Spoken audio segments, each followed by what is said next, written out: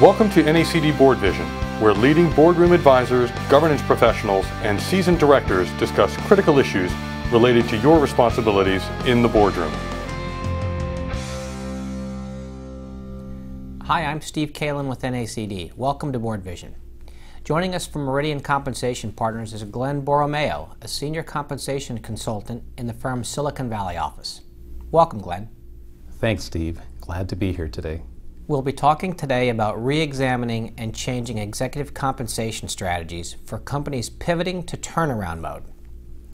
Glenn, keeping in mind that any executive comp plan needs to include competitive base salaries and carefully designed incentive plans, what are some key ideas that directors need to keep in mind when developing compensation plans for executives of transitioning companies? In a turnaround, payouts under incentive plans become less certain because there are many unknowns and there will be surprises. So, as you pointed out, Steve, base salaries have to be competitive, otherwise your key people who have alternatives may ask, why bother? Also, incentive plans should strike a balance among short, intermediate, and long-term goals. In a turnaround, there are 4 key stages: the planning stage, the transition stage, the transformation stage, and hopefully the final stage when the company has evolved into a stronger company. As part of the turnaround, some companies will set key goals and provide incentives tied to the goals for the transition and transformation stages. Finally, incentive awards, especially long-term incentive or equity awards, will need to be meaningful in order to retain and motivate the company's key executives and employees. The awards or payouts can be tied to the creation of value for the stockholders of the company, such as a payout tied to total shareholder return over the turnaround time period. With the challenges and uncertainties that undoubtedly will occur during the turnaround, there may be financial losses and the incentive plans may not pay out for reasons that are not within control of the executives. How can a company deal with those challenges and risks? In those situations, it may be necessary for a company to focus on intermediate-term incentive plans that are funded by the financial goals of the plans, and also on long-term incentive plans or stock plan awards that are tied to the stockholder value created in the turnaround. The board may want to include some discretion under the incentive plans to provide flexibility for the changing needs and goals of the company during the transition and transformation stages. The board may also need to adjust for the unexpected in order to retain and motivate its key executives. While this may go against the trend to require pay for performance, it may be necessary to achieve the successful turnaround. Thanks for this outline. It seems to me that establishing milestones is essential for any company going through significant change.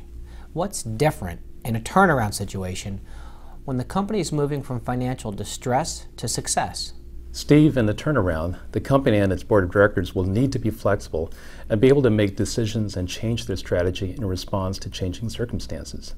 The company may need to adjust or even change its strategy because there will be surprises.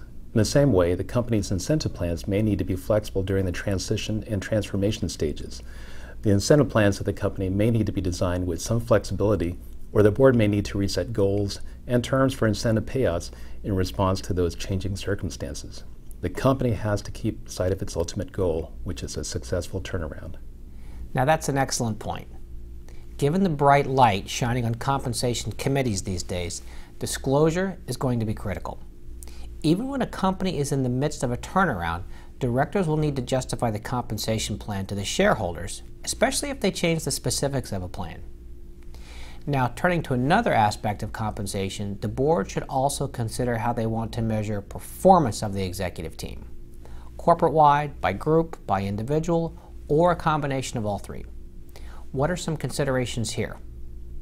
For some companies, an effective design would be one with a balance among individual, group, and company performance goals. The performance required of an executive should be one that he or she can affect. Otherwise, there's a risk that the executive may become frustrated and lose motivation.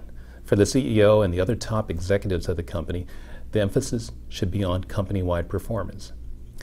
Each company's situation will be unique, but for some companies, it may also make sense to implement a group bonus pool to support a team effort and the retention of the executive team as a whole. Some critics of executive compensation often claim that pay packages, even when they include equity, don't always reward long-term performance, but instead reward only short-term gains. Obviously, one way to make sure that the equity pay emphasizes the long term is to put restrictions on the sale of stock such as with stock ownership guidelines. Another way is to create a balance of performance-based and time-based vesting. How might directors design equity compensation to ensure the correct incentives?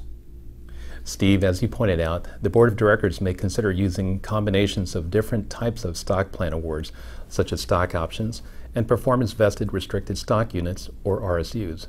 As you know, stock options only pay out if the stock price goes up, which can be difficult in a turnaround, especially in the early stages. Performance-vested RSUs deliver whole shares designed to vest only if and when performance goals are met.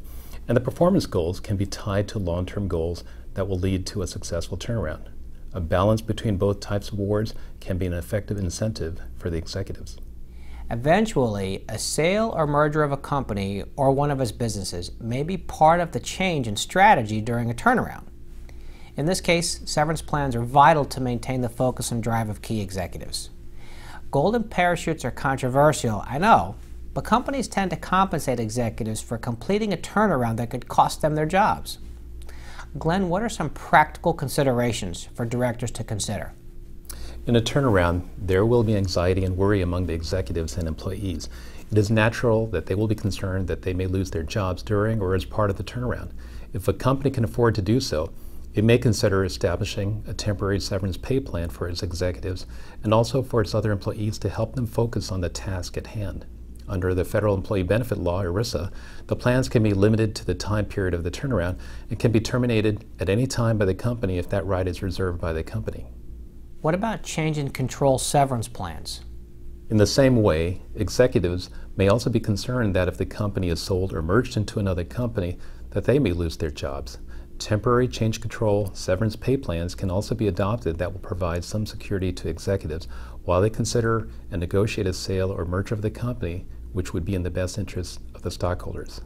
Glenn, this has been a very informative look at executive compensation strategy for companies in transition. We appreciate your insight here. Thanks for joining us today. And thanks from NACD. I'm Steve Kalan, and this is BoardVision.